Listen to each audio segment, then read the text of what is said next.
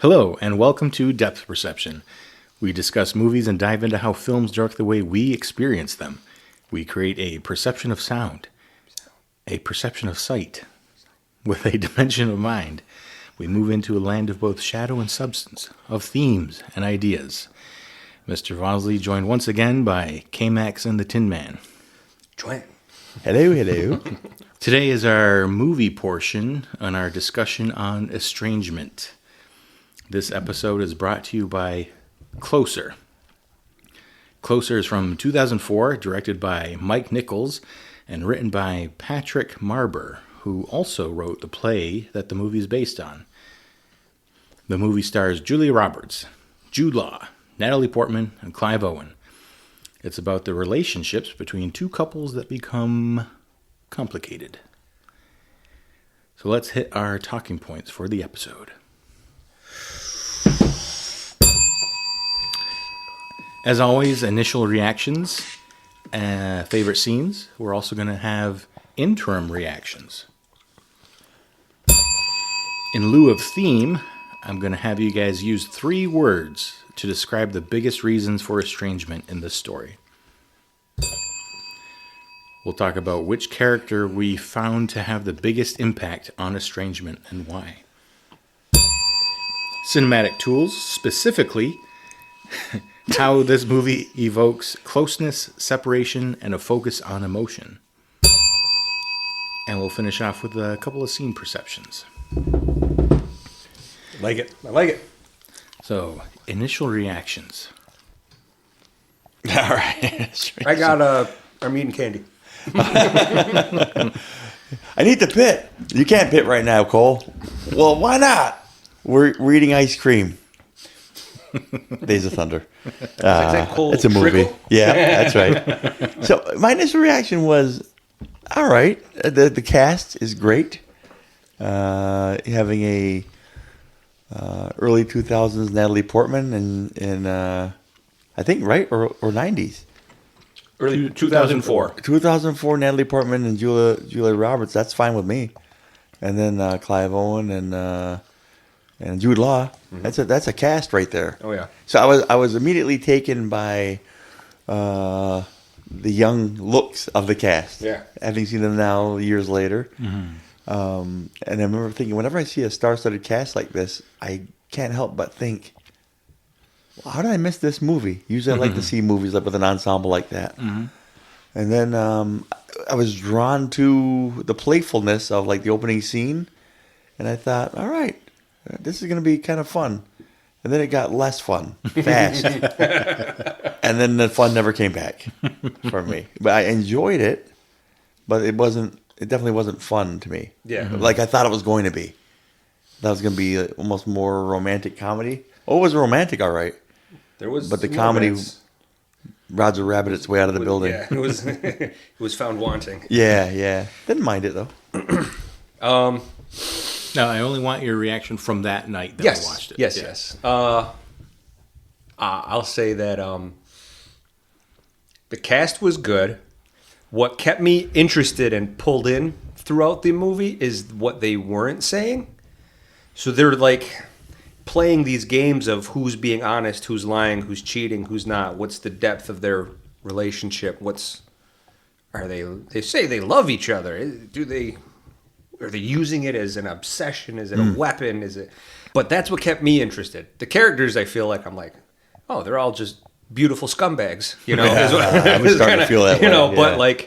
But there was a treasure hunt to be had, I guess we'll say, and there was hints of something going on under the surface a lot of the time, and that's where I'm like, okay, I can get behind the treasure hunt, try to dig, and see what the meaning is behind this. You know, Foz isn't throwing this movie out there for like, hey, you guys want to be uncomfortable in these sexy movies? You know, like, no, it's there's something, you know, more behind it. And then coming from the topic of estrangement, it's going to be something that's a little uncomfortable. So it was interesting. Mm-hmm. And the more I dug after the fact, the more I felt like there was more to appreciate So I actually wouldn't mind watching this movie again just to see what my feelings and stance and how it squares up with my first viewing. But it was awkward, uncomfortable, depressing, but there was a very highly skilled, talented cast to get behind with some deeper context that's kind of beneath the surface that you gotta read into. So it was interesting. I it's not my first choice in movies to go see, but I would be willing to see it again. I mean, for it to do what it does with 4 characters, basically, everything else is background, but to do what they did with just 4 characters, I think is pretty interesting. So I remember bringing up to Vaz saying this felt like a play, and then to learn, like in the time since we watched it, that it certainly was a play 1st. And a good one. My wife made the same observation when she was watching it. She said, it feels like a stage play. No and then, kidding. I look it up. I'm like, oh. Because that's my first love as far as writing goes is adapting stage plays or trying my hand at stage writing. I like that. I feel like I got a good beat on that and like musical type stuff. And so this felt very much like someone's, some of the things that they're trying to show you would have been better played with like someone looking off to the audience and letting the audience in without letting the rest of the characters in. And from what I understand, doing a little digging, there's a lot of that happened in the play on Natalie Portman's character, but we'll wait a little bit. Okay. Yeah. So my first impression, I saw this. Well, don't ask me why I saw this to begin with, but I did. I was in high school. We have our speculations. Well, I was in high school, so it must have came out name, Vaz? around when I was a sophomore or junior, maybe. Probably had something to do with Natalie Portman. I don't know. But my parents had the DVD, so I don't know. I put it in one day, and it was hypnotic to me, though, like the movie. And I think it was because these characters were so flawed and dark and more real than other like romantic movies that you can kind of take in their characters a little bit and explore a little bit instead of just like your standard, okay, guy meets girl, they fall in love, they face some sort of obstacle, and then they succeed in the end. It wasn't about that. It's kind of the anti formula for romantic comedy. Very much. And it was a movie that I could feel it was affecting me, but didn't. I don't think I had the tools to understand how it was affecting me the way it was.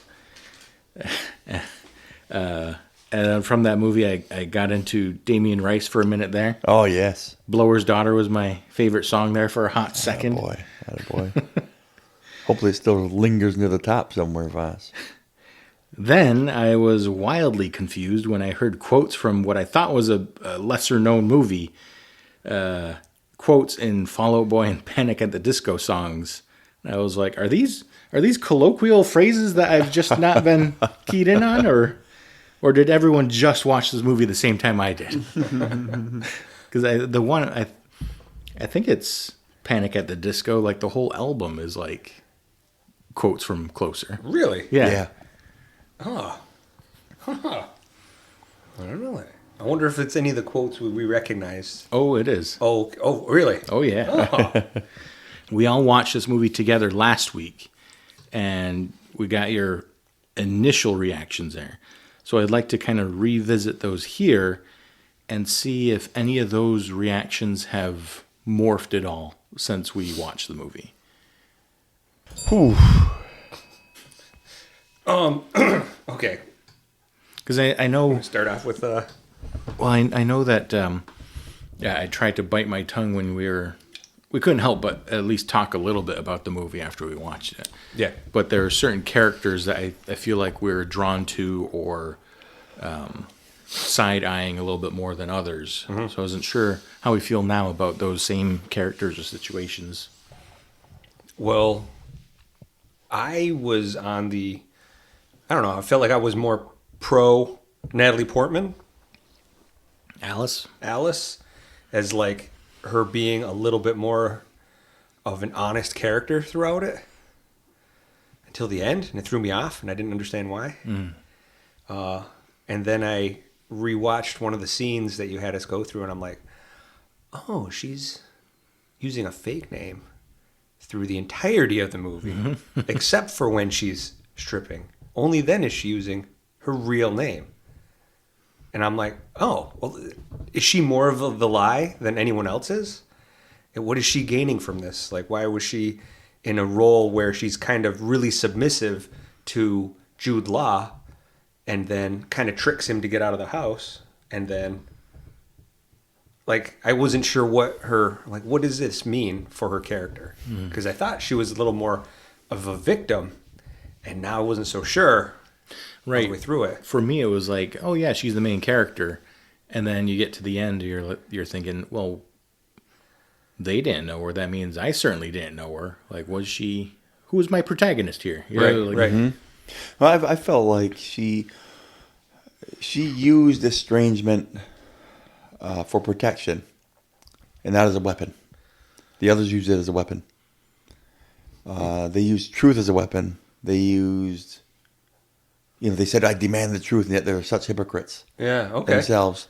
She didn't do that, but she used estrangement. She used that. I'm not going to tip my full hand. I don't have to. Right. I got news for you too, but guys, I don't know if anybody ever tips their full hand, right? So she just did it in a very tactful way. She's coming to a different country from her hometown or whatever.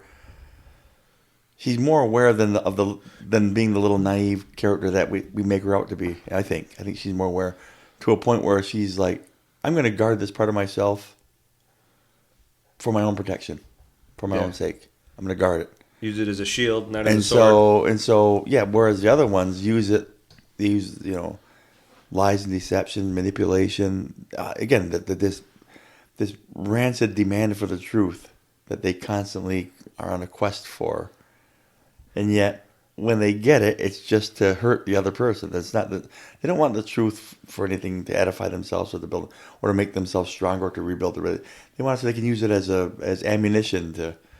Maybe they don't want it for that way, but that's what they use it for. Whereas, yeah, she never showed them who she really was. But I thought this. I put on her. She masterfully uses estrangement to guard herself, but not to weaponize the way the others do. And then further evidence of that make me still hold to the fact that I don't see her as like the master conniver. Is it Dan? After Dan pretty much insists on truth, and her saying, nope, I'm keeping this. And then she's like, all right, I'll give this to you, but like that insistence on there already said, we're done though. Yeah. I feel like that, like now you know me, and now I got to go. It's almost like my shields are down, like on Star Wars. Shields are, won't last long. Shields are at this much. I got to warp speed back out of here. I got to get out of here. That's how I saw her character. That's why I felt like she was less. I think if I have to rank the four of them, like scummiest, yeah. I have her as a 4, and I think easily so for me. Interesting. Yeah, Yeah. because I got the vibe from you guys that at least from Vaz that wasn't how he saw it, which is kind of cool. Because I'm like, I'm going to have to be shown how she is. Well, mind you, that's pretty much the mindset I had when I first watched the movie in 20 years ago or whatever. Yeah. It's not, oh my gosh. I know. 22 years ago this movie came out. But that's how I felt like, oh, this mysterious woman who knows how to protect herself and this and that. And then I watch it now and it's evolved a little bit, we'll say. Okay. But I'm excited to go through and talk back and forth. Because I'm on his side, but I'm a little more like what is a shield to her might be, or what to the shield to them might be a sword for her a little bit. Like there's one quote especially, but I'll get to it later. That tips the that scales for me a little bit. it's Okay. like, Yeah. But let's go into our favorite scenes. Wow, that's easy for me. I mean, if I'm being honest, right? I mean, come on. I got more where this came from. It's Natalie Portman. It's doctor. Amidala. Just. Yeah, no, that's not my favorite scene. That'd be a monster. That's not my favorite scene. The strip club scene with Natalie Portman. Gross. Not even top 10. Okay, so... Well, like what Dr. Tono would say to me, let's not do this. Let's not play this game. We know each other. Let's not do this. I know what cards you have. You know what cards I have. Let's not Put show it the right out cards, there. right? But none of us are wearing sleeves here. Oh, gosh. I did enjoy the scene. I thought it was hilarious when he's Clive Owen. We first meet him and he's talking. He's doing the chat. Yes. And it's Jude Law's character on the other side of it. And I thought it was hilarious, even what happens after that, though, at the aquarium, when Julia Roberts' character Anna happens to be there, and he greets her with, Feel free to call me the Sultan. he's very much a cartoon character, Clive Owen, in a lot of ways in this movie, like handsome doctor. And but there he is, almost like Ross from Friends, like just awkward and just weird, a little bit freaky. I brought the lab coat. Got the Lab coat. I just thought that whole scene was kind of funny. Yeah. I didn't know that he was setting him up to meet her. Yeah. So when he described her as like blonde, big mouth, great rack or something like that, I was like, oh yeah, big mouth. Well, I mean, he wasn't setting her up, but he was setting him up. He was obsessed with her. Yeah. So he just pretended to be her. So it wasn't that he was like, "Oh, I'm gonna trick the Really, stranger." I understood that she was there. Like he knew she would be there, and so he made that. Well, Didn't know who would show he up to probably me. did know that she was there because he says that he stalks her. But Yeah. But the way I saw it was that it was like his obsession with her that he's just pretending to be her to live vicariously. that is a And great it's funny how they call him Cupid. They kind of joked, and Yeah. his joke name was Cupid because he's the reason why they got together. That is a good scene. It's one of my favorite scenes. My favorite scene is when it skips forward to when he's in the beginning, when he's getting his his headshots done with Julia Roberts. I was gonna say, So it's him hitting on her, and then her keeping a distance, kind of giving in, kissing, and then was it a wife, right? Or they get married? Natalie Portman and him. They're not married. They're Not at the time. So, she's coming in. Oh, you're Yeah. gonna bring her up here? So then she comes up and then wants her own time. And then, like, you could see Julia Roberts play a character who's strong, in charge, and has almost the authority, and then gives in for him. And then when Natalie Portman comes in, she totally controls the scene to the point where she knows that he's that she's been with Dan, and then is like crying, and then take my picture. Yeah. It's almost posed, and That's- it ends up being one of the photos she uses for her display later on. But that whole scene, that whole play, I thought she noticed when they kissed. So she kissed Dan when he was getting his photo done, and then when he went downstairs to meet with Natalie Portman, they kiss, and she kind of reacts funny. Yeah. And I thought, like, maybe she noticed something on her breath. Maybe he had quit smoking or something, and she was smoking or something. I forgot what it was, but she kind of has a reaction to him, like she knew something was up. She's she definitely knows more and is not as naive as she lets on. Because she goes in, she sees Anna, and her first thing is, "Oh, can I use your loo?" And it's a setup because she pretends that she goes, but she's listening and she hears the whole conversation. She comes in like, "Oh, we don't want him here while we're we're working," and that's when she gets the information, confronts her a little bit about it. Yeah, that scene Like was good. She knew where she was like, I need to go to the loo, and then not use the bathroom. Yeah.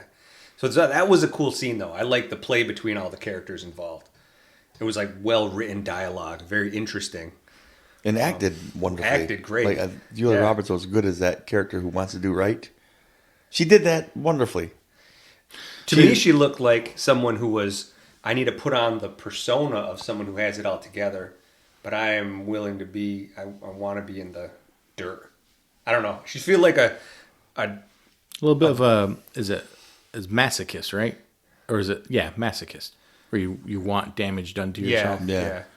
That's what it felt I like. always thought I said whenever when I was ranking them, I always imagine what you guys are thinking. It's part of the show for me. I always want to imagine, and I'm thinking Anna's gonna not be as up there as she should be, because even though she's passive, you know what I mean. To me, it's like you're guilty of passive estrangement. You're as manipulative as the next one. Right. She doesn't go kicking down doors, but she's opening them. Right. know? Right. And It's stuff funny that she's accepting is, like, even from Larry, is kind of rough at first, and it's just, I don't know. She's putting on the face. She's behind the camera. She takes the photos of other people. It's out there. I need to look. I look good. I'm cleaned up. I have all my stuff together, but underneath, it's not. I feel like Natalie Portman's a little bit of the opposite.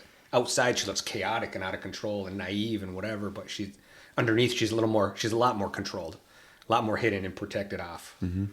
Even if that hurts everyone around her, but I don't know. So the other favorite scene I listed here was when Anna and Larry break up. When he comes back from a conference and she's waiting for it. It's side by side with the breakup between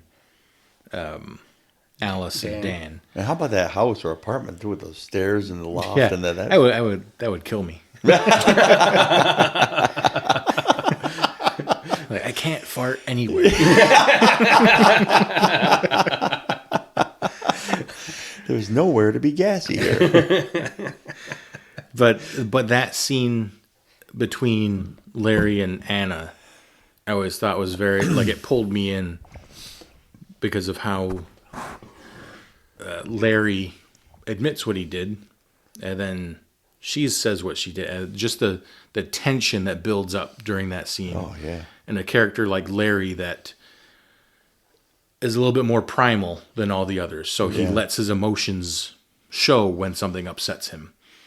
And for him to also break down briefly when they're in the kitchen, and he starts crying for like a second, and she comes to comfort him, and they break off again.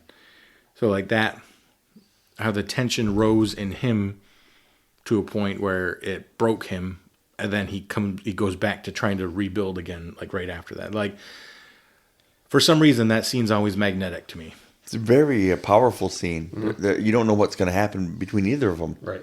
That he insists on certain truths that are uncomfortable for the audience. Or for everyone, yeah. Yeah, we're like, what? What did you do it? Did you do it there? How did you do it? Were you on top? And I'm like, yeah, Julia, tell me. Yeah. It gets to... I mean... in great detail, please. Yes. It's almost like he's trying to rebuild that callus again by asking those questions. And then it gets to a point where he's like, there you go. That's the spirit. Now, F off and die, or whatever he says. Yeah. Any other favorite scenes?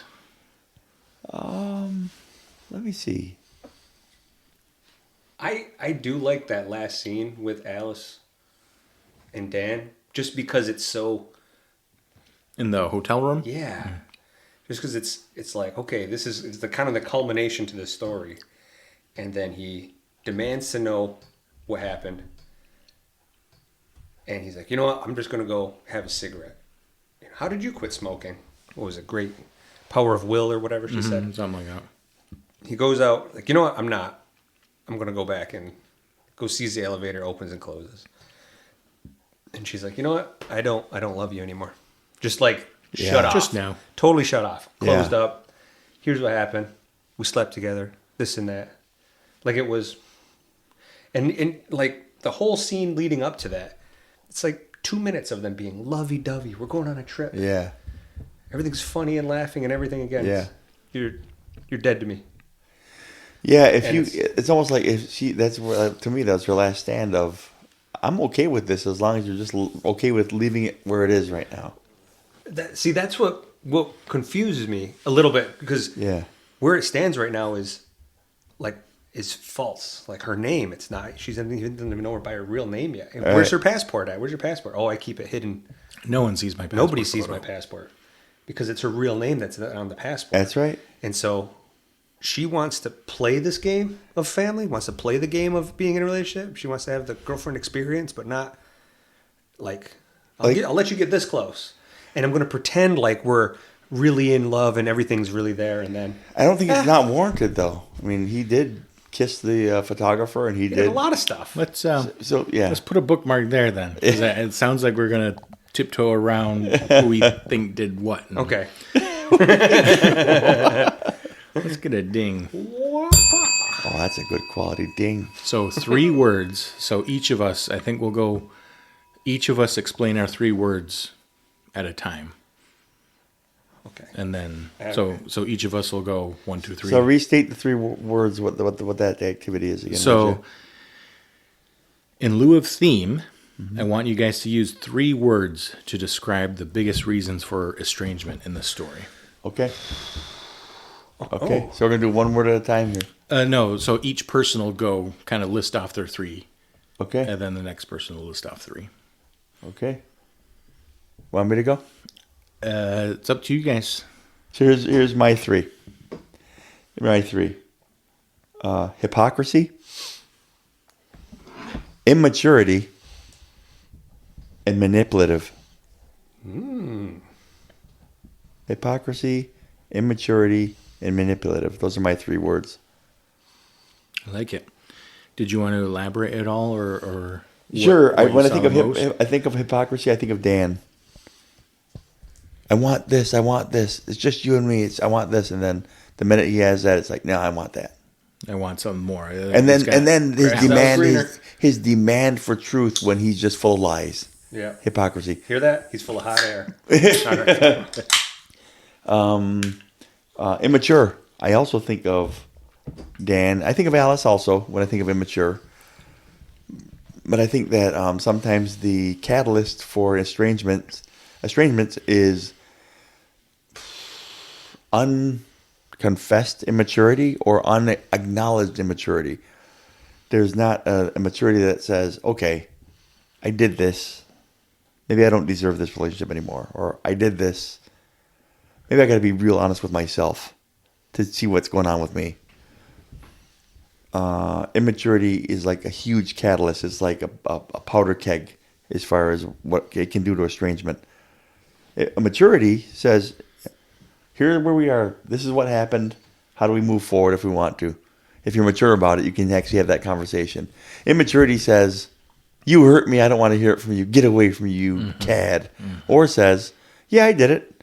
And now I'm ready to move forward here. You should forgive me and we should move on. I think those are very immature feelings. Whereas if a more mature person says, all right, there's things worth battling for here. Let's keep battling then. There's a high level of maturity to say, I've been wronged or I've done you wrong. And I'm willing to work past that because for whatever the cause is, it's bigger than both of us. It's bigger than our pettiness. It's bigger than our mistakes. So I think that's where I think immaturity goes. And then manipulative is kind of self-explanatory. I think of Larry when I think of manipulative. The divorce paper deal. I will sign these for you if you have sex with me one more time. I want to use your body. So, I mean, I can't think of a more manipulative thing there. And it's almost just to like, well, I just want to screw with He you. didn't even want to have her like yeah. love-wise. He just Yeah. wanted to say, I had you again. And actually, after he got done doing it, it's like, and he was kind of cool after that about it. He's like, I feel better about it. And he was telling her, like, I forgive you. yeah, isn't it funny? It's funny because he signed it and he gives her the envelope and he goes, I forgive you. You know, so it just hurt and hurt and hurt and hurt and hurt. And they're all engaged in this just so, it almost felt like sleeping with other people, like that movie a bit. Yeah. Where it's just like, yeah, this is what we do. And it's just fine. I know it just has like a grimy feel to it. Yeah. But I mean, I struggled to stay in the game because I was at some point, Vaz always sees me when I have these involuntary tics when I'm watching movies that I get pissed. I'm like, this is like Walking Dead season 9. You just gotta find another bag, you found another way to be hurtful, it's the same thing over again. This movie goes another 5 hours. We're just gonna see the same thing going over and over again. They're gonna deceive each other. They're gonna manipulate each other. Dan's gonna be an immature little whiny whiny little punk, and that's gonna be the mysterious hot young girl. That's Right, gonna be right. It's gonna be gonna be the the flavor of the week. handsome, very successful, Yeah. powerful guy who barely hanging on his emotions. Then you have the gorgeous, quiet, victimish Julia Roberts who. I just have to do this, and I'm constantly the victim, and I need to be her. I'm like, okay, all right, okay. Get somewhere, move, do something. I feel like the Sabres, the guy poking the stick, stick and saying trade on deadline day, do something. The little guy that's poking with a stick. So I'm sure the movie was still moving and it was still doing something, but not for me. I'm like, oh, this again. Oh, you're back there again. You're just gonna get hurt again. Oh, look, she cheated or he cheated. Yeah. We're all real surprised. Like it was me. Like we're all laughing our butts off here. It's really funny. I like it. I had words that were bordering on a lot of what you said. Tin Man, did you want to go next? Damn it. All right, I have first what I had was different. So like meaning this relationship or this thing we have, there's something different about it. It's off. Something's off. So different is the first word I have. I like that. Next one is distance. Whenever something changes about them or how they move, there's always like a growing distance between them, whether it's them being dishonest, whether it's another person in the game, or whether there's a new obsession, or a meeting with this person after claiming to be the Sultan or whatever it is. And the last word I have is deceit. So I what's that called? I used all the same syllables for that one, or all the same Alliteration. Alliteration. That's it. Yep. The same consonants. Consonants. That's yep. it. Yep. Distance, different, deceit. Okay. I like that yours are quite a bit different than the rest of ours, because two of those at least are you may not really find any fault in with different and distance. Of course, the last one is definitely. There has to be. I mean, I can't. But the first two, like that could be- happen to anybody. With Right. something's different here, or we're growing apart. Time happens. Right. Interesting. So my 3 words. There's more than 3, but I have like 3 categories revolving around words. So my first one I put was superficiality. We had multiple instances of characters hiding their true selves or putting on a show. And that goes, to me, it goes hand in hand with invulnerability. So not being able to reach the real person. So with estrangement, if you don't know who the real person is, how can you ever have a base? Right. Yeah. So inauthenticity is kind of in the same realm here too. Oh, I see. So searching for truth from inauthentic people while not offering your own true character to show. Like, to me, that was a big reason that these characters estranged from one another. Alice, the whole movie, well, we don't know until the end, but the whole movie, unknown identity, dyed hair, changes appearances. Anna, behind, Tin Man, you pointed out, behind the camera instead of in front. She's in a multi-year affair with Dan. And Dan, also, same affair, unfaithful in relationship with Alice. And there's always something, he's trying to go after the chase, the pursuit of romance, rather than the actual connection with someone. And then the online prank with Larry. And then Larry being on the net to begin with. What was it? London Sex Anonymous or something like that. Yeah. But they all had that idea of superficiality, whereas some sort of front that was put up and not really an ability to truly connect with any of these people in the relationship. So what I did was I asked myself, well, how does this relate to estrangement in the movie? So again, characters do not have true connections with each other, and it's built on deceit and based on a portrayal rather than true self. My second word that I had was insecurity. Yeah, I like that one. Dissatisfaction or insecurity about your worth to others leads to inability to appreciate what you have in the moment. Dan pranks Larry because, the way I see it, he's insecure about his obsession with Anna. And this insecurity, and his insecurity with Alice leads to their breakup. At the end, when he's trying to get her to admit, instead of being secure about, that happened, I was already told it happened, let's move on. Insecure about it and wants to hear it from her and keeps bugging her. And there's the fear of being alone. And then there's this idea of self-preservation, insecure in self-worth. Dan goes to Larry with his tail between his legs towards the end there. Anna returns to Larry. I mentioned she's a little bit masochistic there. Almost like she feels like she needs to be punished, it seems like, throughout the movie. Like she does things to sabotage herself so that she gets some sort of punishment or do justice or something. And I had Alice allows herself to be used by all the other characters. So with Dan, she allows him to use her life to make a book for his own personal career gain. Anna uses her photo to put into her display, her art show. Art, installation. And then she allows Larry to visit her doesn't allow, I guess he found her, but strips for Larry and allows him to use her as a weapon against Dan.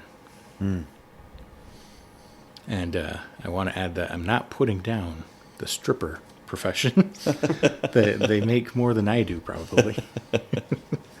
But from a thematic writing point of view, that profession on a character kind of places her own self-worth at a very surface level, we'll say. So again, I ask myself, how does this relate to estrangement in the movie? Characters not living in the here and now and not focused on the positives of their relationships or their partners. They're focused only on the negatives, only on what hurts, and chasing only what satisfies the quick fix or the lust or the excitement. So my last word, I had disregard. And That's interesting. Disregard because it plays with the idea of selfishness and vice.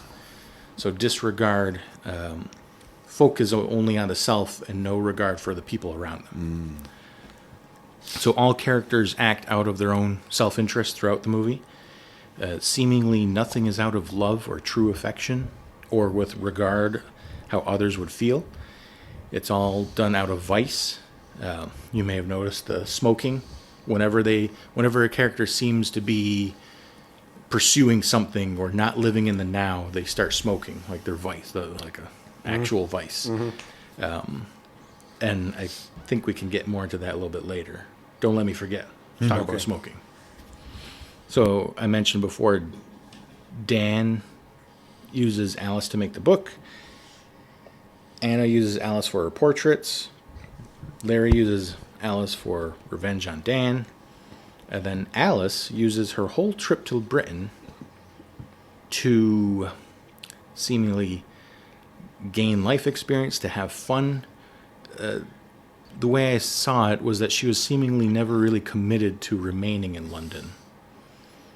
So it was kind of a disregard for anybody else's life that she would have an impact on, is how I saw that. So again, I ask myself, how does this relate to estrangement in the movie? It's characters acting only out of self-interest or gratification or lust, and seemingly never stopping to ask how their actions will affect others. Of course, if these interests do not align, and spoiler alert, they never do, then these people will grow apart. So those are my 3 words there. Disregard, insecurity, and superficiality. Those are good. Solid. And I would like to remind anyone listening that there's no wrong answers here, this episode, because it's a lot of what we think causes estrangement, how we interpret these characters, how we feel about their actions and inactions. And another subjective discussion here. Who had the biggest impact on the estrangement in the movie? And why? I think Dan, because he had a clear pattern of behaviors. That's why. I think he had it seemed like a clear pattern, like, I love you. I want the strange. I get the strange, but I still love you. Oh man, I want you back. He did feel like the most, like he was ran by a childhood trauma or something. Sure, and that's why I use maturity with him, because just felt like he is something he didn't get past. Yeah. Do you remember when I'm sleeping with other people when we watched that, and someone was like, when they were trying to find out why he was the way he was, or like, were you a chubby kid? Were you picked on? Or Yeah. I can't help but ask those same questions about our friend Dan here. It's like, all right, who hurt you? Right. Because they said they would have sex and he would cry after or something like that, or Was it he was asking asking for his mom. Yeah. asking for his mom or So something. like, that. he seemed to be the one pushing the most in the obsession category. So to me, that's why I thought see that. Dan. I see that. He drove the estrangement train. He was the conductor. Yeah, of the yeah. Stranger. I'll just pick a different person just for the heck of it. Yeah, sure. I'll go with Alice. No, I'll go with Julia Roberts. Hold on. Anna. I'll go with Anna. Even though she seemed like a passive character, she definitely was aware of all the relationships, and yet opened the door for all of it to happen. When she found out who was who in the game, she slept with all the parties involved. She was aware that, oh, hey, I'm going to use this Alice's photo for this thing, and she's upset because he's so obsessed with me. Yeah, I'm still going to sleep with him. Yeah. And then almost like indifferent, be like, yeah, I slept with Dan. We've been cheating on you for a long time. This is years. Mm-hmm. And did you guys do this? Yeah. Like is what it is. Right. And then I don't know. It just was something about it is where I'm going to put on this face of an honest, hardworking. I have everything put together and clean, and underneath it's all garbage. I feel like I don't know. I feel like her. We'll go with Anna. Yeah, there was a part of me that felt a little bit her also, but I couldn't get over the two guys for their way. I ranked them, right? Yeah. Oh, okay. So like Alice was 4, Anna was 3, Larry was 2, and number 1 with a bullet was Dan. Yeah. In my rankings of who was the biggest drivers of the estrangement in the formula, I don't know if that's right, but that's how I felt about it. No, there is no right. Yeah. Oh, there's a right. No. You said there's one right person here. Anyway. Like Nate Bargatze. But there is, though. Yeah. But yeah. I agree. I get it. But there is. Yeah. Well, because I feel like Dan, he, I don't know if he lied so much about his feelings. Yeah, I might feel obsessed with this person, but I'm just letting. And Alice says it too. She goes, "There's always a moment when you could give in or resist," and he gives in every time. Yeah, is the issue, but at least it's an. I don't know. I don't know. Maybe. Well, he was the one character that did admit his frailty more than most. I think he pretty much said, "I'm a mess," and I mean, like when he's talking with Alice, like packing up and stuff, she's like, "What should I do?" You know, I mean, she was pretty much begging to stay and all. She was mad, but he was pretty much admitting, "Yeah, I know it's crappy." It's deceit. And then she's like, "Why don't you tell me?" He goes, "Cowardice." He says, yeah. He says right out, "Cowardice." We're And talking about Dan right now. Yeah, Yeah. Dan. So he like admitted things that We're like, so we all agree he's weak. he's a weak. bitch. Yeah, I think immature. I think he's immature. I think he's immature. Insecure. Yeah, Insecure, yeah. immature. A lot of things, man. Which agreed, they all can lead to estrangement, but I feel like he's. I don't want to say he's less deceitful, but he's honest. He's honest when he's caught. I guess Yeah, I don't want to say that He's either. the most driven by vice to me. I agree that. there we And go. if someone's yeah. driven by vice, I can't always blame them. I mean, if, I see what if you mean. someone, he can't quit his smoking. yeah, It's if that, someone yeah. can't quit smoking, I'm like, well, it's the battle that I'll never know how hard it is. Or if someone can't quit drinking, and another, I mean, I know there's plenty of stories out there about people not being able to quit drinking if they're Right. supposed to be. So if he's the most driven by vice, it's tough for me to say that he had full control of trying to manipulate Right. or There's, hurt there's a others. slight less level of culpability for him. There Right. is. Not in all of it, of course Right. not. I say, but Right, you still did what you did, a Right. little Yeah, right, diminished. right. but if you're not in control of those, You know, it's funny how it all Impulses. kind of weaves in back to season 1, M. Like, you know, like yeah, oh, how, yeah. how How accountable am I should at that? fault? As Yeah, much, you yeah, know, I do gotta- I deserve to be killed I have for a flat my... out disability here. Yeah. I can't control this impulsivity here. But you still did it, dude. Yeah, yeah. You know? And I always say about Dan, I'm like, a young Dumbledore should know better. Come on, dude.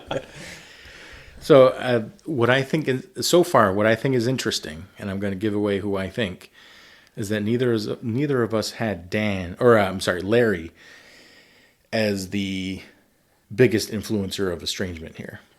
And I think there's good reason for that, though, because he has a very blunt way of delivering things. Yeah. And if he is using someone, he's not really hiding it. Right. Like Yeah. when he talks with Jude Law, or Dan, he says like, "Oh yeah, I after Yeah. I'm just not a big enough man to, like, whatever. Yeah. forgive you. I'm not Forgive big you, enough yeah. to forgive you." Oh, I know. That was such a... That was like a gut punch, That wasn't was it? a power Because he was just line. like, hey, Dan. He's like, yeah, what is it? You know, like, because I'm kind. You know, that's why. I am kind. I am kind. Thank you. For what? For being kind to me. I am kind. Hey, you know what, Dan? Hold on a second. I know. I did sleep with her. Yeah. Just not big enough man to forgive. I That was like, oh, What a line, though. yeah, great line. Oh, I quoted one of the lines from there too. He's like, you know what a human heart looks like? It looks like a fist wrapped in blood. That was one of his lines in that scene. I was like, oh, So he's the deliverer of like the blunt, like clinical version of love and vice and lust and all that.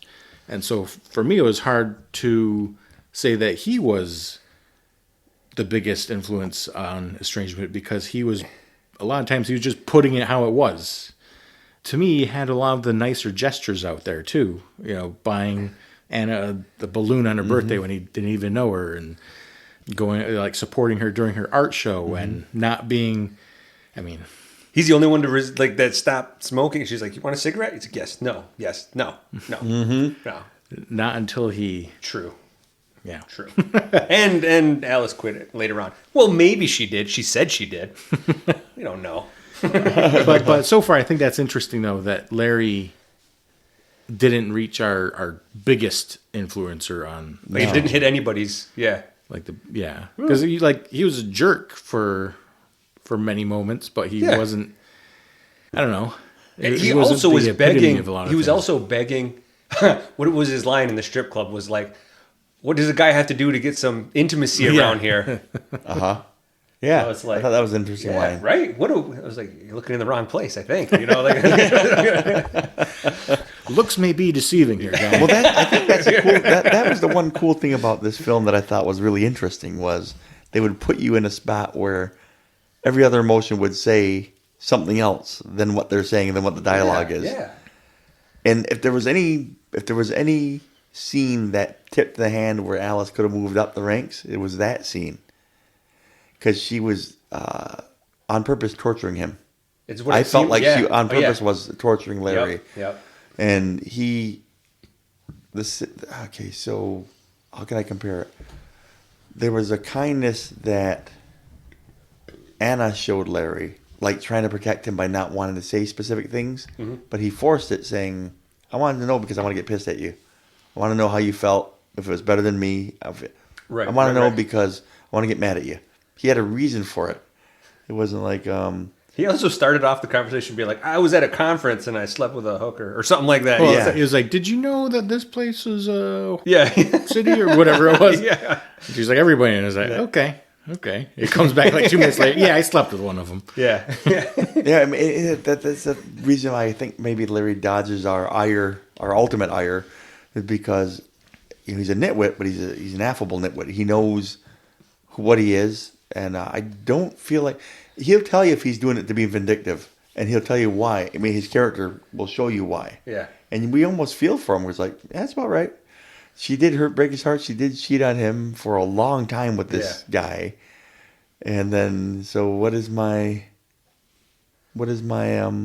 how am I going to forgive her? I get it. I'll sign your divorce papers. Meet me and we're going to have sex. Yeah. And I'm going to tell you right now, it's going to mean nothing to me. You don't have to, I just want to use your body again. And then after, like Boss said, he finishes, he signs it, he hands it to her, and he goes, I forgive you. Big smile on his face. Like they both laugh it off too. Yeah. I mean, it's just, again, scenes like that are, I don't want to say super hard to relate to. I'm no prude, but it's like they just use it like, no big deal. They're getting dressed and like, oh man, that's not probably the best way to start anew. So, I know you mentioned ideas of weaponizing the truth. Yeah. Earlier. And you uncovered one for me, was the strip club, because we see other characters weaponize the truth, and I feel like at first we kind of give Alice a pass, like, oh well, if there's anybody that's our protagonist, it's her, and she's being used by these other people and this and that. To me, that scene showed me that she was also weaponizing the truth. That's true.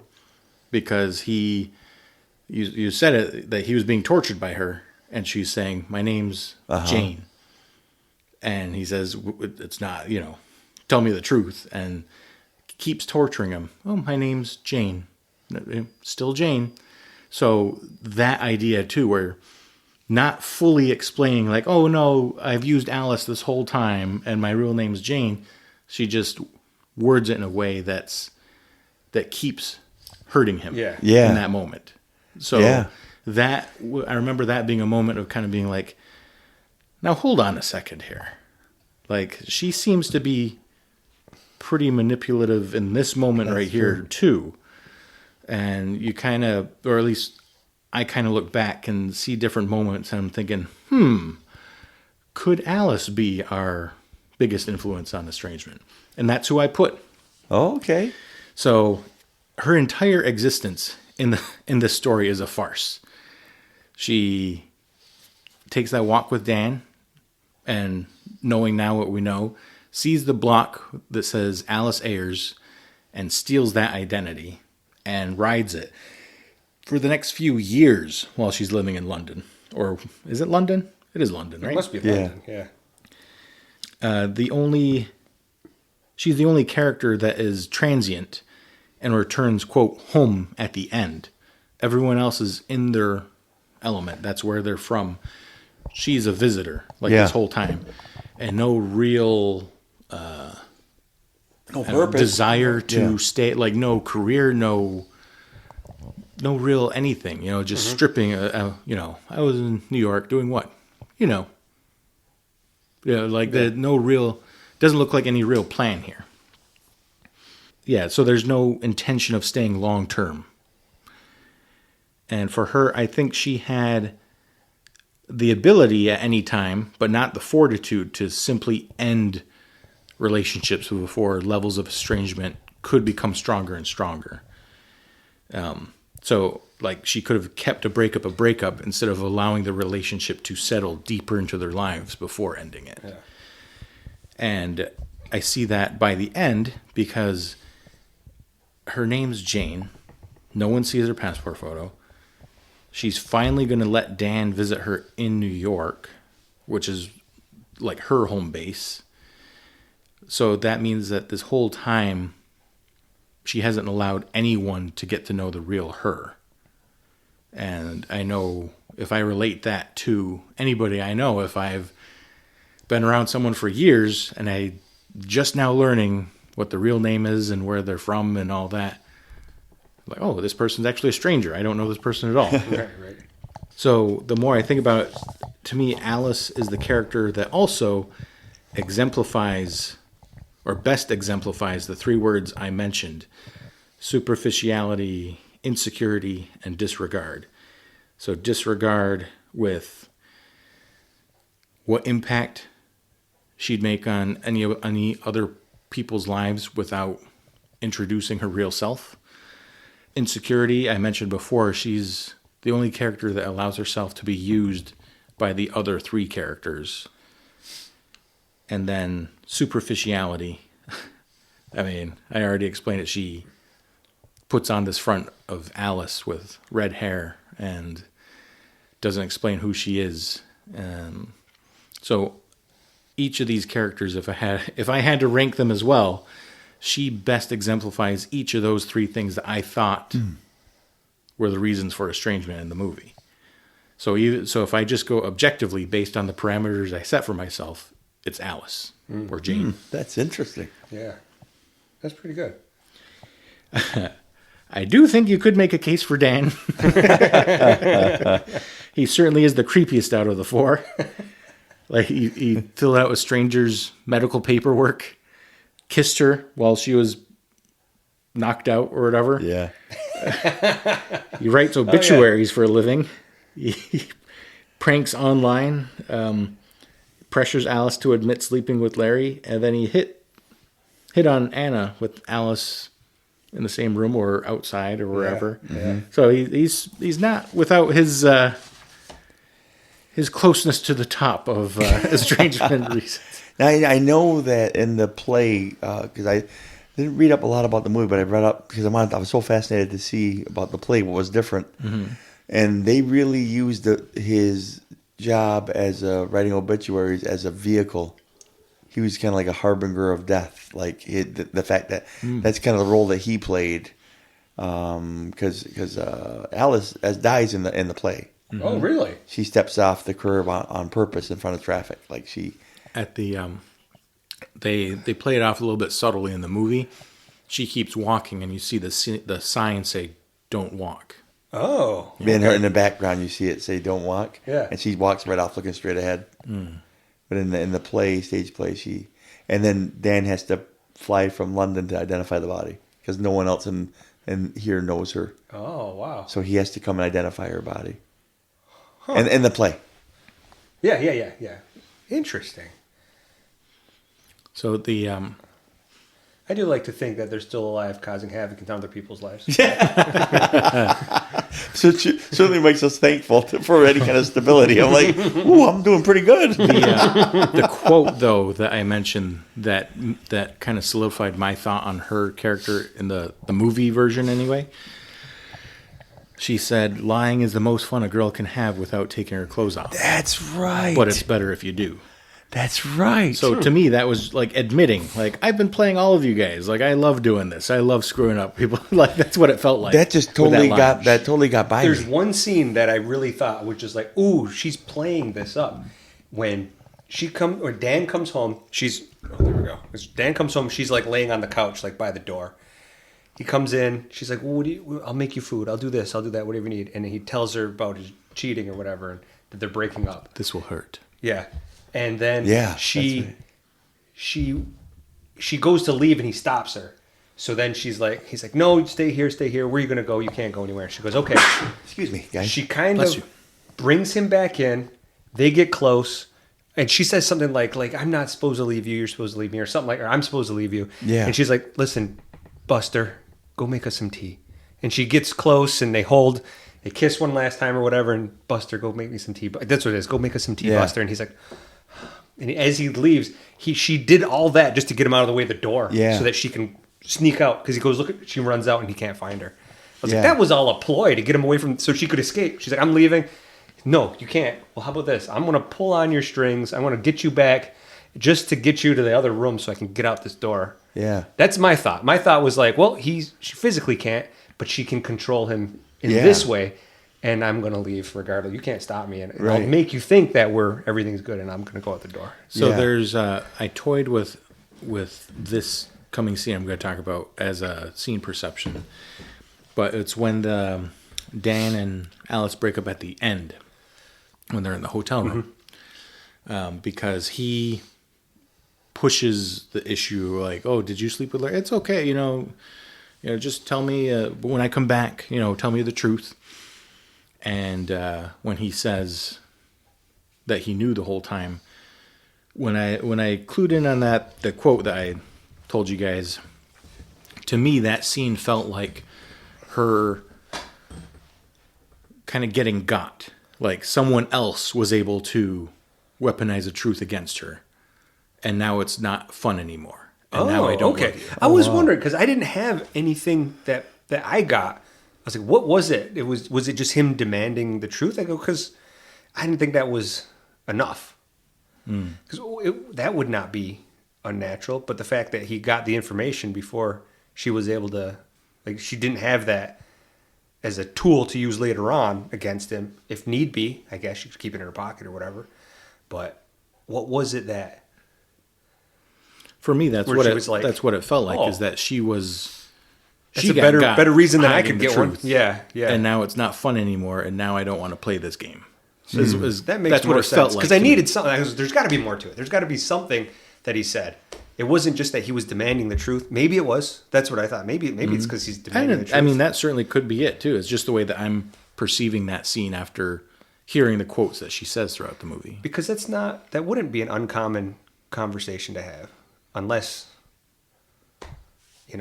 she didn't know he knew, or it never happened and he just said it. Like I didn't.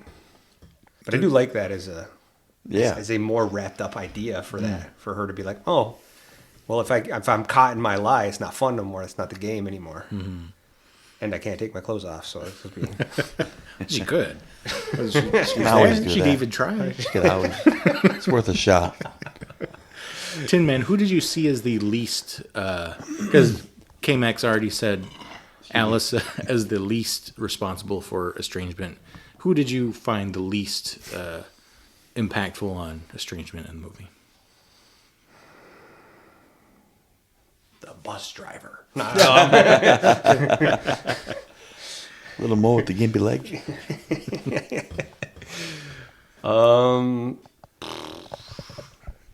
That was a Joker quote. I shoot the bus driver. Let's see. Bus driver? What bus driver? I'm gonna go with. You guys said Larry already. I said Larry.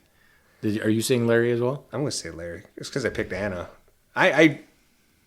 Anna's so passive in a lot of the things. I feel like that causes more estrangement than the guys who are pushing for something, whether if it's dishonest or obsession or whatever. She's just like, oh, I'm gonna play coy back here, and whatever happens, happens. And like you keep allowing it though. Like you're still a player in this game, even though the guys are like wanting you. I don't know. I'd say Larry. I agree. Same on the same page. He's a jerk, but he's for the most You part can kind of an honest count on jerk. him being a jerk. Yeah. Right. That's true. All right. And they end up together though. Like Yeah. him and Well, Larry and Anna even are still her- together in the end, right? Yeah, I mean, he goes to sleep peacefully. She's still up. Right. And then she turns away. So to me, is another one kind of like that masochistic thing, like, well, Right, this is right. what I deserve to be with this guy that, Yeah. talked to me the way he did or whatever. Right. Yeah. I'm going with Larry. Cinematic tools here. So I wanted you guys to focus on how the movie helps convey closeness, separation, and focus on emotion. Did you guys have anything? Nope. Oh, Classic. Classic. Well, the closeness, it's kind of like what's the word I'm looking for? Like a veneer. every element of closeness, to me, I felt like it couldn't be trusted. Every time that it seemed like someone was getting close, they're getting ready to admit what heinous thing they had done. Anytime it showed them close, it's like, oh, looks like they have a chance. For instance, when they're where are they meeting when he's trying to get back together with Anna? When who's trying When to get Dan back? is trying to get back to We're at like a weird hotel. yeah, there's like a bar circle. at There's like a circle upstairs. bar in Yeah. the middle. Yeah. And he's sitting there and they're talking. Oh, with like curtains for Yeah, doors. yeah, and he's just kind of, and it Like seems an like a overlook real, hotel it seems like a bar. real comfortable scene. Like it Yeah. could be comfortable. Like they're about to move forward. It seems like they're about to move forward after horrible things done to each other, but now they're ready to move forward. And the minute that it was presenting that way, whenever I saw that in the movie, it's like they're ready to drop another bomb on you on purpose.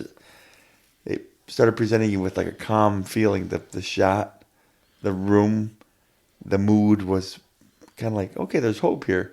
And then just built that so you could see the contrast of another a-hole move coming. Someone's going to cheat on someone. Someone's going to be more deceitful. I think that's when she tells him that she slept with Larry Yeah. to get the. I think she Divorce doesn't signed, deny right? it. Okay. Right. He puts it together and she doesn't. Again, Right. just Passive. kind of- yeah. Oh, I guess it happened. Oh, you found out. Oops. Yeah. Did you guys notice any similarities between that scene and the scene with between Dan and Alice at the end? Wasn't there a lot of the color red? Red in there. Red, like blanket Yeah. covered Yeah. curtains. I mean, it was kind of like Elevator doors. a painfully obvious vibe of that. Make a real passionate moment. Like, pay attention to this because it's going down, right? And it's going down right now. There's some real passion happening here. That was it was one of the other reasons I put Alice is because her hair was dyed red to begin with, and that red reoccurs at the end with the breakup between her and Dan and the breakup between Dan and Anna. So use of close-up then. Close-ups on face. You got no choice but to see and feel what their emotions are in those moments. Nothing else to focus on except for their reactions, their dialogue. But when you're that close also, the distance on screen between characters is huge. If it's a wider shot, these characters are so close together, they look close. But when you're close up, the characters on screen, just measuring the distance on the screen that you're watching the movie is further apart. Mm-hmm. So it's this juxtaposition of being closer but feeling further apart. Wow, I never. When you mention it, it's kind of obvious, but I didn't notice it in the as the movie went on. Mm-hmm. And so, you notice when Dan and Alice break up in the room, it's shot from above, and so you're further away from them next. And then you have a lot of overlap with characters. So if they feel a little bit more connected, you had Anna and Dan during the photo shoot in the beginning. A lot of like overlap, a lot of back and forth like this, and compared to if they're arguing with each other. Like you take Larry and Anna when they're breaking up, and it's one character in one shot, another character in the next shot. So they're not even in the same shot anymore. It's interesting. Use of depth. You guys see anything with that? Not that I can recall. I think I was too busy looking for thematic things than to Right. use And the following tools that they were- dialogue. Yeah, I think and- so. Yeah. And it's interesting to me because a lot of these things that I can see now are some of those unexplained things I felt when I first watched the movie 20 years ago of like, why do I feel so drawn to this? Why does that feel so heavy? Why are these things getting to me the way they are? It's not even like anything's happening here. They're just talking. Why am I feeling like so heavy with this stuff? And I think a lot of these things kind of play into that. So depth I had, especially the gala scene Yeah. when Alice takes the cab back Dan comes back and starts talking with Anna, but they're in the distance, and Larry is watching from the different room, and he's having to peer around someone to go watch it, and even then it's through a glass. Then they're on the other side of the glass. So using that depth to show that distance between them, that emotional separation all of a sudden. And this idea that it's plainly visible, but it's Dan and Anna on one side and Larry watching from the other side. So it gives you that feeling of icky where he can see what's happening, but they're doing their own thing on the other side. And then I also saw depth with, again, when I mentioned that I thought it seemed like Alice, when Dan got Alice with the truth at the end, it felt like they're on even planes there for a second, because they're both on the bed on even ground. No one would, at that point, no one's taller than one another, and they're both horizontal on the bed, cameras looking down at them, so they're on even playing field right there. And that's how I saw kind of like, Oh, yeah. okay, now he's able to weaponize the truth and got her, or surprised her with that. So that's kind of how that felt. So I brought up the idea of levels, one's dominant, one's submissive, one's inferior, one's superior type of thing with height. Mm-hmm. Did you guys notice any of that? The only time I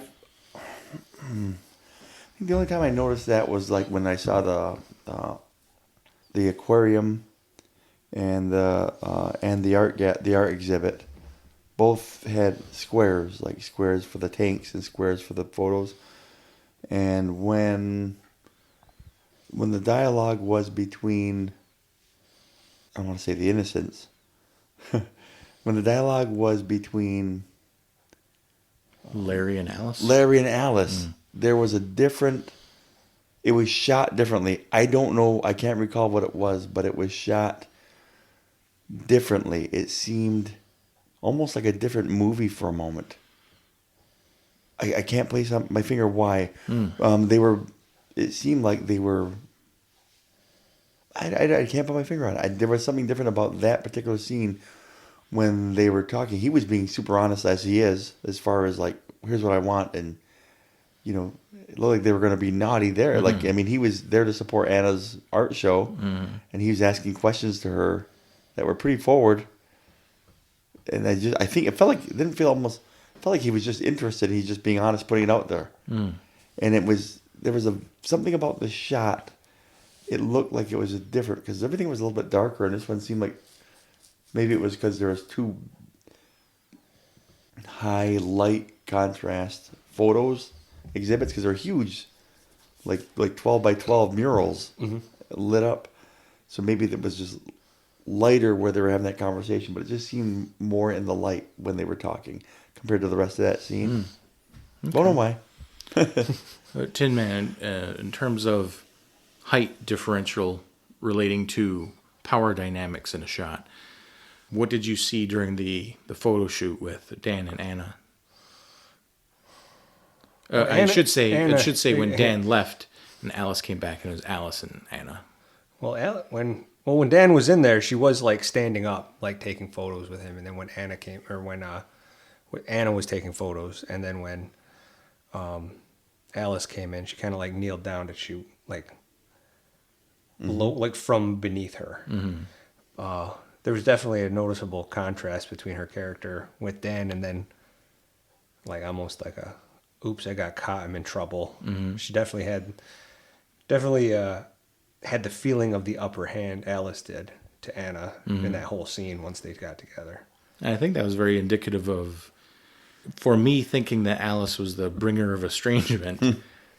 That's an important thing to note, is that she walks into this room and now she's playing this game where she figured out the relationship between Anna and Dan.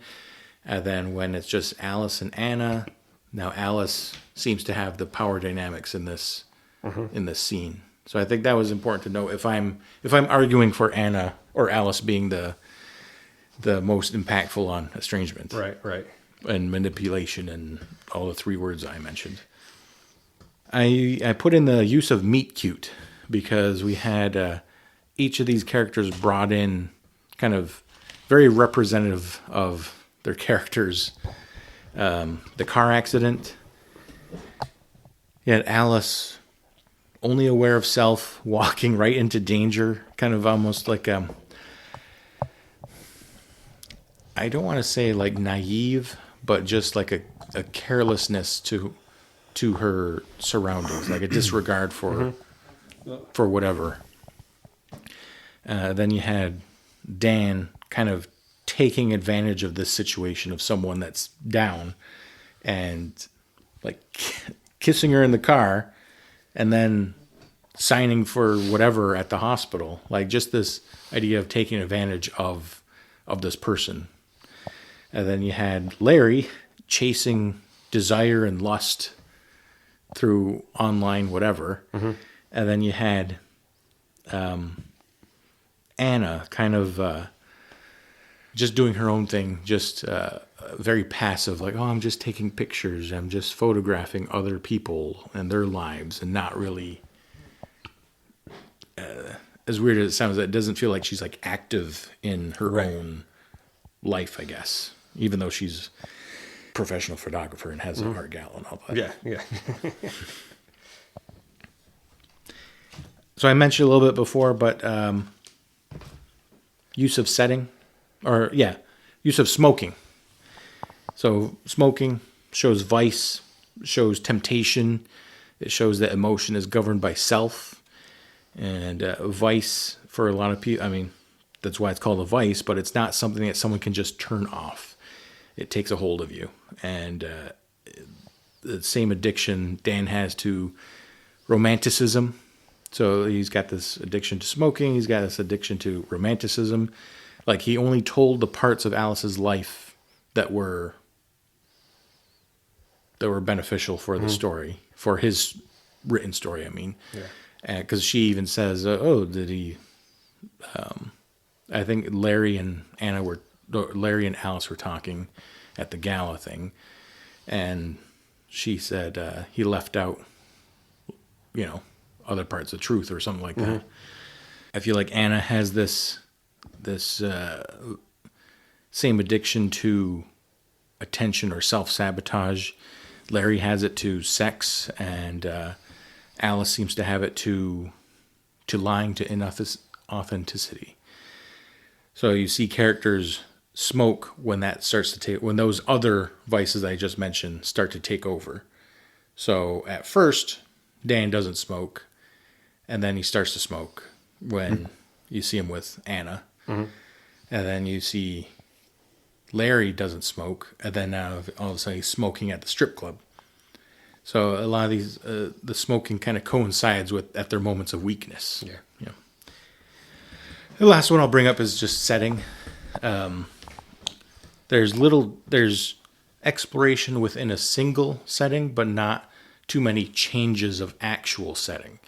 So it's like photography studio, the art gala thing, Larry's home, Larry's office. There's like very specific scenes that these take place, and that helps the audience to dwell in those shots before changing the setting.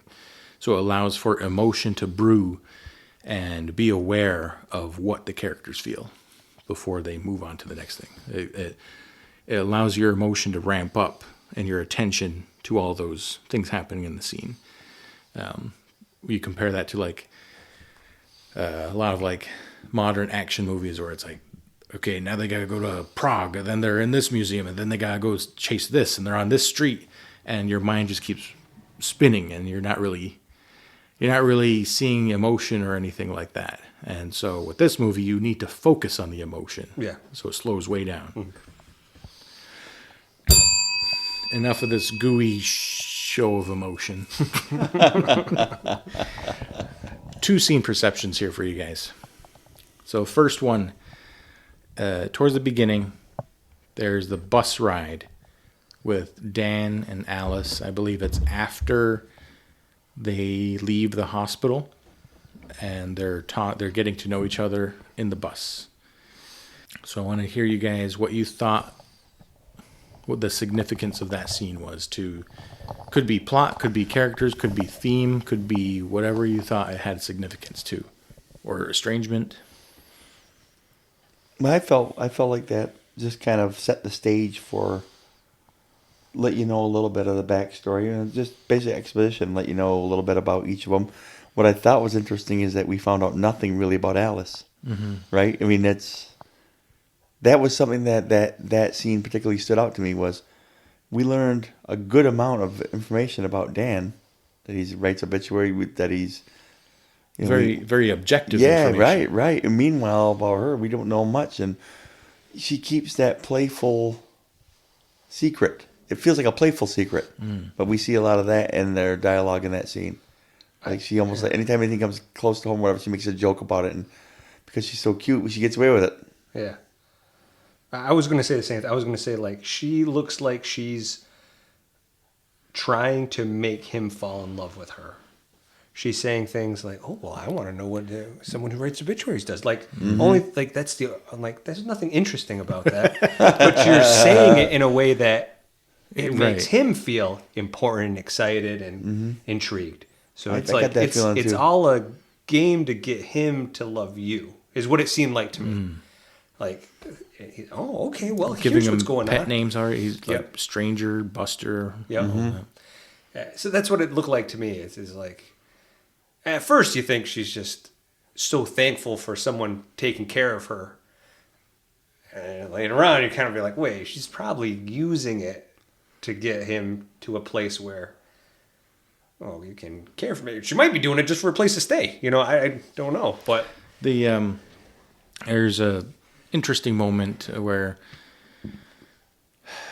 I think she asks him, or she says, "I was in New York, and then they go under a overpass, and so the bus goes dark. And he's like, "No, I don't know," or whatever, something like that.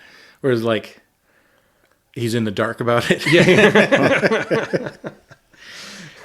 To me, it was an important introduction for this idea of the pursuit of truth, and also dressing up the truth and vulnerabilities. Because we see throughout the movie, K-Max pointed out, Dan obsessed with finding the truth or having Alice explain the truth to him. And then the idea of Alice dressing up the truth through the entire movie. So I thought it was an important introduction of that idea of this weaponizing of truth that these characters have. Now, specifically in this scene, she asks what her euphemism would be. And Dan says... disarming. Disarming. Right? So I've thought about this for years, and I still grapple with how this could be a euphemism. So I've had decades to think about this, and you guys have had a week. But how do you guys... Why did Dan say disarming as her euphemism? That wasn't one of your questions. It's part of the scene. Oh, you Son of a... All right. Disarming, manipulative. That's what I would say. I would say that's because it's the dressed up version, right? It's the for print, what my editor is accepting. It's because I can't say he's a raging gay or whatever they said it was. Like, oh, he likes to party and he's out of the closet, so they call him this. If she's disarming, it's a clean version of, I'd say, manipulative. Repeat the question for me, would you please? I was about to say, and you, music lover. So Dan gives Alice the euphemism of disarming. Why did he do that? Why do we see disarming as her euphemism? Okay. That's a good question. I don't want to use manipulative, even though I think that best describes her. But I don't know why he thinks that. He doesn't think she's manipulative yet. Well, let's hear K-Max, because I think I know. we're Go onto ahead. something. Yeah, I don't know. I think She tricked me. You tricked me, Dragon. Yeah, well, first of all, it's an unfair game for anybody to play to say, hey, now, give me a word. Do one for me. You know what I mean? Yeah. It's kind of in character for her, though, to do something like that. The whimsy little, I'm just a silly little, so cute. like very like flapper girl type vibe, yeah. right? Daisy Buchanan type, and so I think I would describe, if I was him, I would describe anybody like that as disarming. Like, you're giving me the appearance that you're accessible, and yet you're everything but that. So I feel like maybe he said it like, you want to appear that way, so I'm going to give you that name to let you feel like you did trick me. You know what I mean? Like, I'm going to call you disarming because I don't have to be on guard around you. I don't have to worry about you. You're an open book. You're disarming. When she's everything but that, I think. Yeah. I almost feel like he did that on purpose to say, I know what you are. To me, that's what it felt a little bit like that to me. Like when he said that, I'm like... Because I don't know if he knows her well enough yet, though. Because all he knows her is from getting in a car accident and then seeing her at the hospital. So it's like right in the beginning. I don't know if he knows her that well. Yeah, she played a character very similar to like Garden State also. Like this like whimsical little, lost little... It's Garden State but it's a lie. Garden State is a lie. Yeah, not as authentic. I'm pretending to be Garden State. Right. And so here comes the chaps, or here comes the lipstick. Right. I couldn't help but feel that a little bit. But like when I hear her say when I hear him say disarming, if it's a flirt line, great. Okay, you're disarming. You put me at ease. Well, that's a good flirt line. That's great. He's cute. He's definitely what's the word? He's definitely macking his game. He's definitely. So why wouldn't he say disarming? You make me feel good about myself. Yeah. You put me at ease. You're disarming. Yeah. I don't know if it's more than that. That's why I'm kind of stuck with the question. I don't know if it would be because it's so new. They just met each other. But it's also a clean, okay. I think to me, it's kind of in between there. It's, she's working hard to put up a front to avoid hostility, but there's this sense of, I guess, almost neediness or attention, but this almost like she trying to play around with the truth a little bit. And you mentioned for him to kind of call her out on it, because do you recall her reaction? She said, "That's not a euphemism," and he said, "Yes, it is." Yeah. Do you recall how she responded after that? I don't remember after that. I just remember her saying, "That's not a euphemism," in her playful, adorable way. Well, it was almost she got flustered a little bit because after he said, "Yes, it is," she kind of looked away from him, like out the window again, like kind of again getting got in weaponizing the truth a little bit, because it certainly seems, looking back at that moment when he says she's disarming, like you mentioned there, like, oh, you got my defenses down because that's exactly what you want. You don't want, you want to be in control of things. And so he realizes that he's being toyed around a little bit there with the flirtation. So. No, my bad. You guys agreed on that. I disagreed with that. I mean, that's what Google's agreeing with you guys too. So.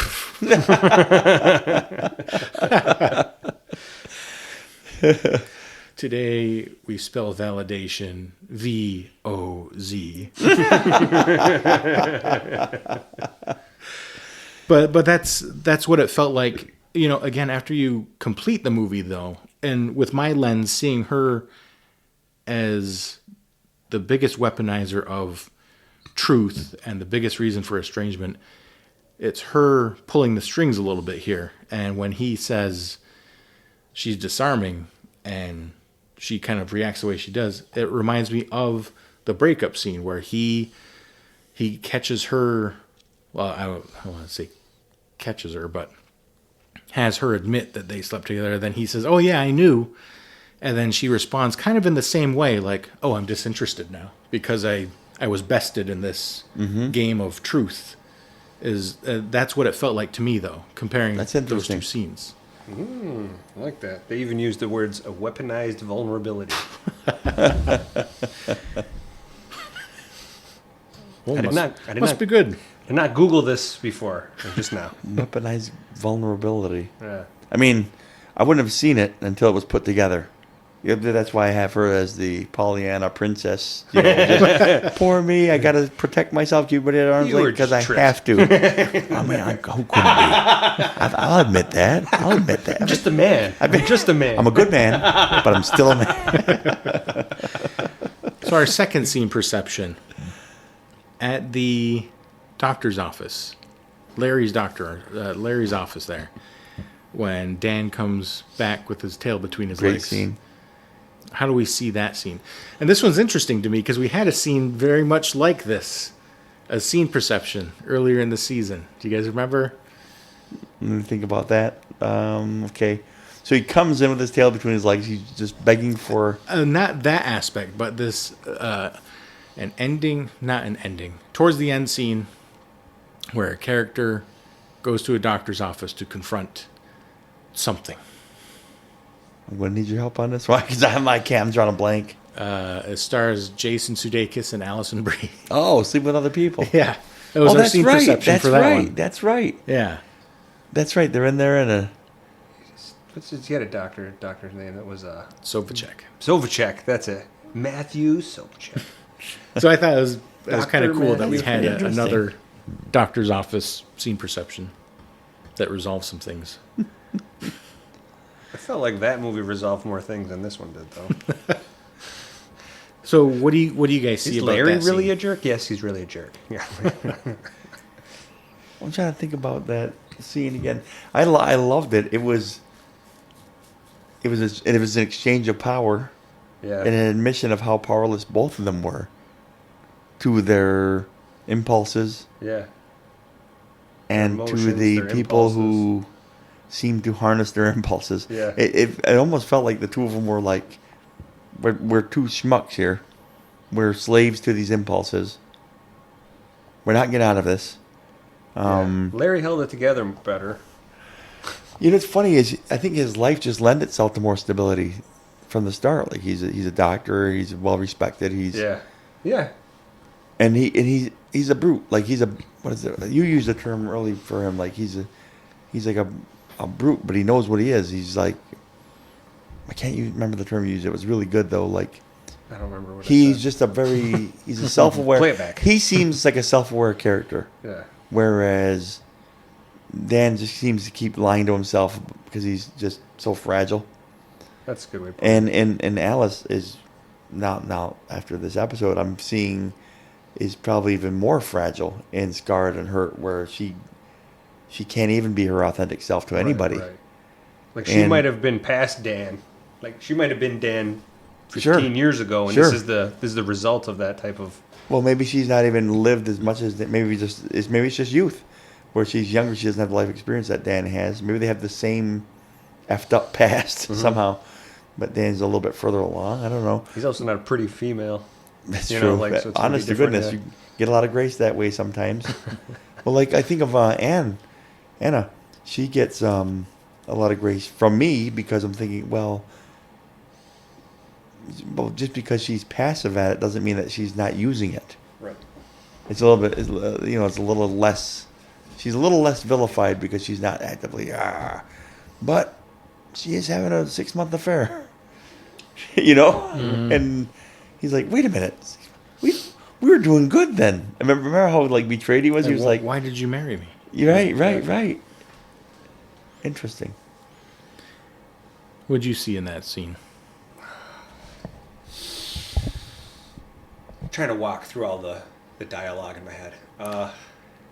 Well, even to start, Dan walks in there and he's drenched and he's dirty and dark and wet and dripping. I have patience. And Yeah. No, I really do have patience. and Larry's like calm and dry and in his element. So even from the start, there's a power shift there. And I mean, that calls back the beginning when the power was with Dan because he set up the Blind prank. date thing. Yeah. Sex meetup. He was catfishing him. So I think there's a couple things, but do you have anything that you wanted to bring up before I... Just go ahead. I'll just interrupt you. And So it's a very like sterile clinical look at relationships and everything that they've been doing to this point, using people, giving into vice, giving into lust and excitement, and power shift. I like the subversion of, I talked about height differences and who's in control of a scene. You had Larry calm and sitting the entire thing, and nothing is done that rouses him enough to react in a physical way. He's just sitting at his desk in his office, dishing out these jabs. Mm-hmm. And it almost felt like a political person of power, or like a general, where they're just making moves behind a desk and sending out orders. And very authoritative. Yes. Authoritative. Yes. Either one. And so everything, though, is stripped of romanticism. And you see his clinical way of thinking, the way that these two characters are represented, bests Dan's like romanticism of things, of excitement, of pursuit, of dating, and all of it. The Larry's mindset bests the way that Dan is presented there. So I had in here Dan plays Cupid in the beginning, and Larry plays Ares at the end. Dan is the one that starts Larry and Anna, while Larry destroys Dan and Alice at the end. So there's a lot of create and destroy and dress up and dress down by the end. And Larry he knows he's holding the wild card. Mm-hmm. And I thought to myself, I don't know how. I loved who he was. I actually really, really liked Larry a lot. And I even liked him when he did his punk move at the end, but I was like, I lost a lot of respect. Shocker. I lost respect for one of these characters. I lost a lot of respect for him when he had to tell him. And he goes, I'm sorry, I couldn't forgive you. Mm. But he looked like he was ready to. Because it looked like it was one of those moments where, like, the fight's over, let's just shake hands and go our separate ways. Yes. And he slips out like, really? Even at the end, you got to do that? Mm-hmm. I see what you mean, yeah. It felt like they displayed relationships as like a strategic emotional war. Like, love is war. And Larry had all the moves set out there. All is fair in love and war. Like, Dan just went in there with his, bent the knee and then leaned over for his head to be chopped off. So much pride. Yeah. Mm. Like, he should have been happy. I got my girl Alice back. Mm-hmm. But the pride just I can't be made to look a fool. I can't be. I need to know this. Like, I need some power back in this relationship. Right. There's a imbalance of power. I thought that was interesting, too, how very often the women had the power, which is not common in film. They had, and these guys are desperately trying to get some of that power back, which was interesting filmmaking, Tin Man, any other perceptions to add to that scene? It's just the one that I had was I was just reading the quotes through there, like trying to go through their conversation. But he mentioned that he knew he cried after sex. He mentioned that he called for his mother. It stuff was just like that. Dagger after dagger. He was bludgeoning him at that point. And he's just a wreck of a man. And then I don't know if they relinquished the argument to the point where he's like, thank you for being kind. Mm. I am kind. After all the things that he said, he still thanked him for being kind. Yeah. I think he's thanking for being kind of honest or something. Like there's more of an honesty to it. Almost that's an interesting take. It's a right gentleman's. That we're in a gentleman's battle right now, and it is what it is. That all Larry was doing was kind of telling the truth, and Dan's like, "Oh, thank you." Like, what, for not lying? Yeah. Yeah. That's a good way to put it. Yeah, for not lying. I am kind. Yeah. In that case, yeah, I'm kind. Yeah. kind of an a-hole. No. I was just reading some of the quotes in here, and one of them was like, "You don't fancy my sandwiches? I don't eat fish. Why not? Fish piss in the sea. So do children. I don't eat children either." Just a little bit of writing wit in the middle of nowhere. Highly quotable, I think. Oh yeah, there's a lot of good quotes. I was going through. I'm like, oh, I mean, it's not related to the scene at all, but Did you see the all the Panic at the Disco? I didn't look. I just found this out. What's the time say? 2 hours ago. You know the quote that's put in with the title card and in all the ads for the movie and the trailers and stuff. Says like Closer. It says, "If you believe in love at first sight, you never stop looking." I thought that was interesting. Guess they don't. Guess not. Oh, also in Fall Out Boy. Thanks for the memories. Mm-hmm. He tastes like you, only sweeter. Oh yeah. But That is a line. Panic at the Disco. The songs I'm thinking of are the quote that I pointed out. The lying is the most fun a girl can have. It's in the. That's one of the songs, or it's in the lyrics. It's a song title. The song title. Yeah. Really? Oh man. And then the song. They all the must have second- been. They all and the must have been second- cheated on in the. Well, the second song from that album, the album is from A Fever You Can't Sweat Out. The second song is called "But It's Better If You Do." Mm-hmm. Really? So you get the first and the second tracks are that. I didn't put it together till tonight. Well, that's why I said when I was in high school, I'm like, wait a second. Why? How do you guys know these quotes? I'm assuming they were cheated on. Weird. I like one of the movies I watched because I tried to listen to somebody's review of this movie, like just one, just to hear their. Mm-hmm. And it was like, oh, I love this movie. It's a masterpiece. I've watched it so many times now. It's just like a comfort movie for me. I'm like, a comfort movie? I think the Who same watches thing. this as a comfort Yeah, movie? honest to goodness. I get comfortable with that one scene with Portman, but besides that, it's a lot of regret too. Yeah, right. Like, shame. It's just a shame. I just shame I feel watch shame. Yeah. Shame. Shame. All right. Well, that's all I got for you guys for Closer. Any other thoughts on the movie? Any reversal of ideas or new You know appreciations? what? Give me like a year. I'll be willing to sit and watch it again. Well, I was Maybe real, less than a year, but I still wouldn't mind going through it again because I'm not. I mean, It's your wife has seen it at least 5 times. I'm like, how'd you trick her into watching it that many times? You know, it's funny. I was when we were just starting the show. I was messing with it, and I thought it was on my hearing aid, but it was on my phone speaker. I think you heard it. Yeah, I was playing Nine Inch Nails. Closer. Yeah. 9 Inch Nails. I was I playing. heard 2 notes in there, like. I said, "That'd be thought I cool." heard that. When I start talking, I was gonna be like, "Well, let me tell you about Closer." Yeah. Hold on. And help me. We're gonna have to go through the lyrics of that. Wait, that one probably came out. Oh, that came out way before the movie. Yeah. Oh yeah. I'm glad we had differing opinions though throughout That's throughout cool the about episode. it. Well, you said, what did we learn? I I think you everybody know, that's like that. Yeah. again, but like Alice, it's funny how maybe it's just her beauty or Natalie Portman, whatever. I'm not afraid to admit that. But I saw her as the poor victim very often, just keeping people at arm's length because she has to.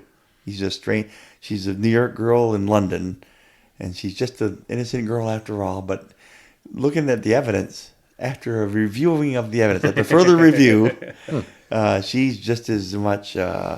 I don't want to say any of them are more or less. Right. They all just use it differently. They Yeah, all that's just use it differently. One is passive and I'm a poor victim. One is I'm just little old me, Betty Boop style.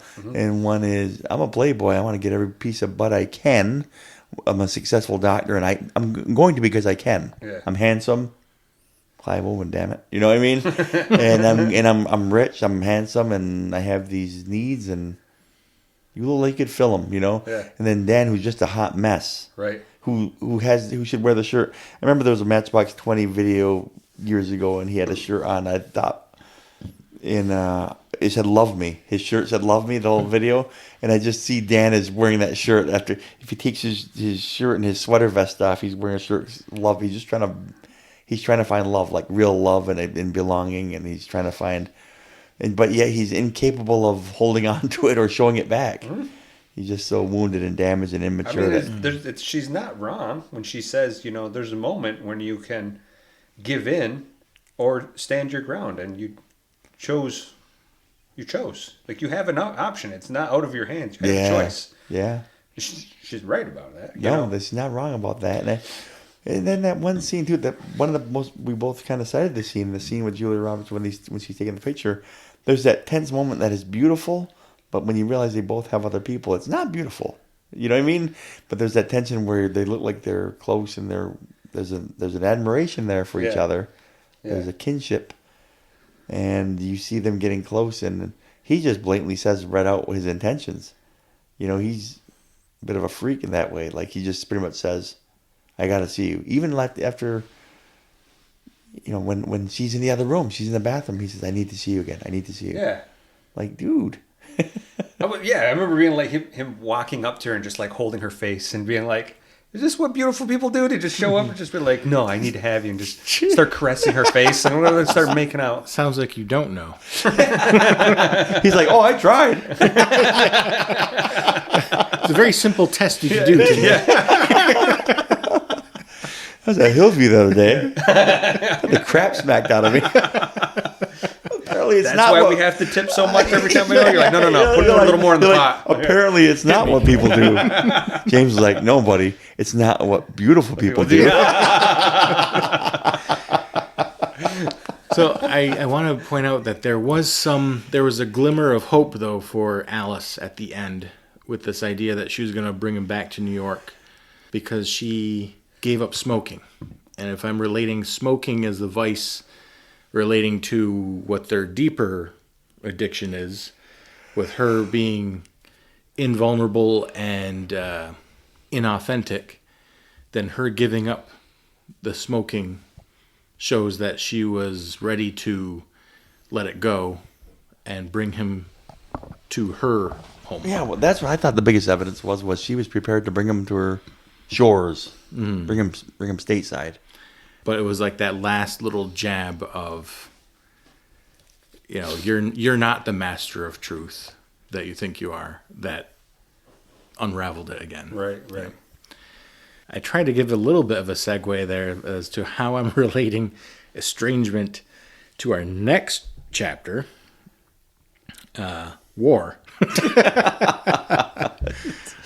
But we'll see how that from whores to wars in one week. There you go. I'm not talking about the females. I'm talking about all four characters. Whores to wars.